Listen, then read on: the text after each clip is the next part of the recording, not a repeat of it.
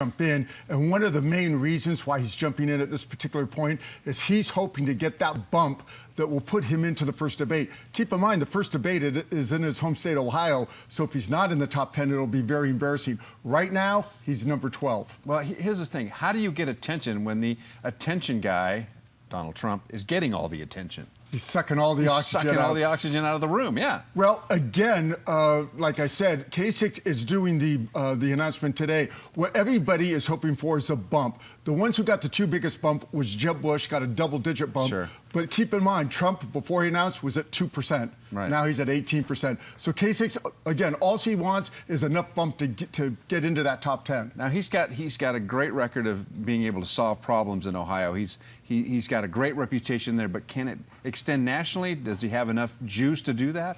Well, that's always the question, but keep in mind, historically, I don't want to say some of our best presidents, but a good qualification for president is being governor. Sure. Usually, because it's a chief executive type position, unlike Senate or Congress. Now, keep in mind also, another important ingredient for Kasich is that he comes from Ohio, a swing Right. state, number one, and he's a Republican in a state that could go either way. So similar to Christie, he's saying how he can get votes on the other side. All right, so what is going to be his top vote-getting attraction? Why are voters going to vote for John Kasich? Well, his main platform is going to be the economy, that he's turned Ohio around, that he's done some specific programs Right. that have brought the economy around. So that's going to be his calling card. Right after his announcement today, he starts the swing through South Carolina, through New Hampshire, and through Iowa. So his $8 billion budget shortfall, that he closed that gap, which is an important thing when you consider the way the state of California is run. So he can run on that.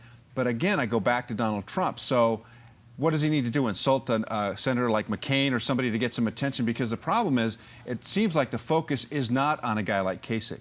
Right now, I think the strategy of most of the candidates, with the exception of Mr. Trump, is to get in that top 10, and then they know that Trump's going to steal the show. They know that he's going to probably zing each one of them individually, et cetera. Yeah. So all a Kasich wants, or any of the others, is to get in that top 10, survive basically, and then there's a second debate shortly thereafter. If they do that, they want to get what they call in politics the mighty mo, get the momentum going. Sure. And they can't do that if they're not in that top 10. Now keep in mind, when I keep talking about the top 10, there are some credible names, Carly Fiorina, et cetera, that may not be in that top 10. And that's going to be a little embarrassing, I think, for the Republicans. Kasich does have the advantage of having a lot of media experience, so he's really good in front of a camera.